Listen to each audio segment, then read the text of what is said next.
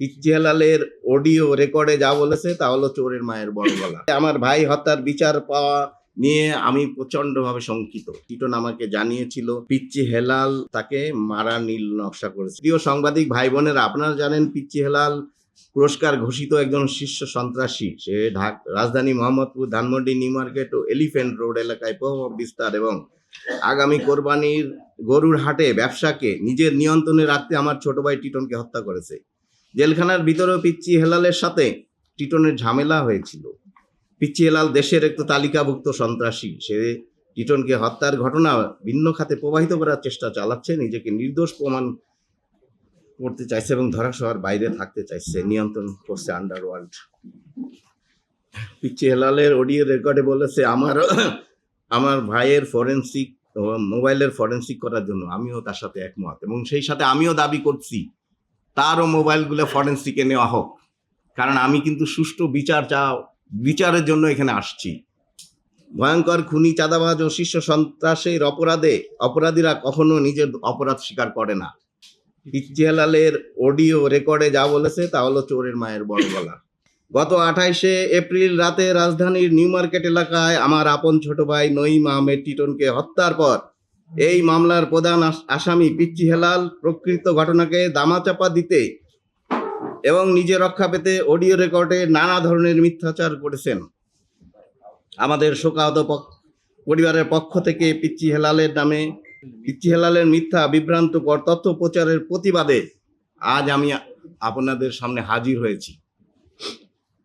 আমাদের পারিবারিক কোনো দ্বন্দ্ব নেই, আমাদের সব ভাই বোনদের মধ্যে সুসম্পর্ক রয়েছে।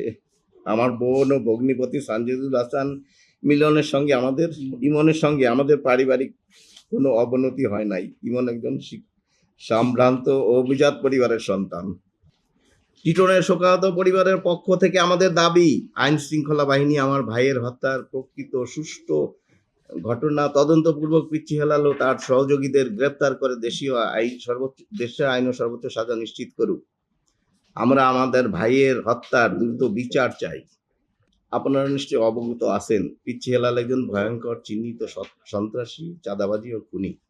তার নামে একাধিক হত্যা মামলা আদালতে বিচারাধীন রয়েছে। এই পিচ্চি হেলাল তার বড় ভাই দীপুকে নিয়ে মোহাম্মদপুর বিএনপির সাবেক কমিশনার রাজুকে হত্যা করা হয়েছিল।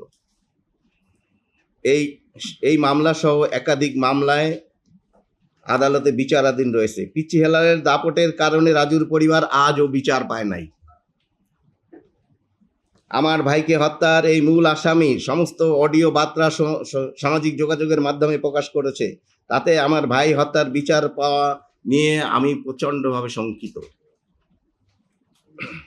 আমরা চাই পিচ্চি হেলালের মিথ্যা বক্তব্য যেন সঠিক বিচার প্রক্রিয়াকে প্রভাবিত না করতে পারে।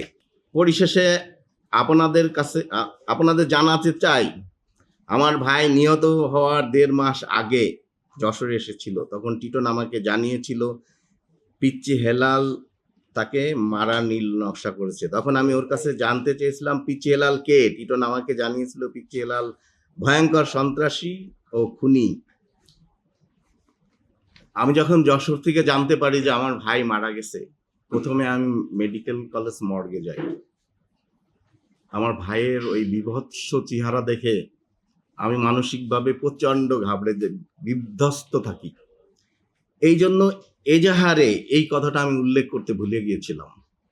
একজন ভাই, আপনি আপনার ভাইয়ের বিভৎস ডেড বডি দেখার পরে আপনি কি সুস্থ মস্তিষ্কে সবকিছু তথ্য দেওয়া সম্ভব?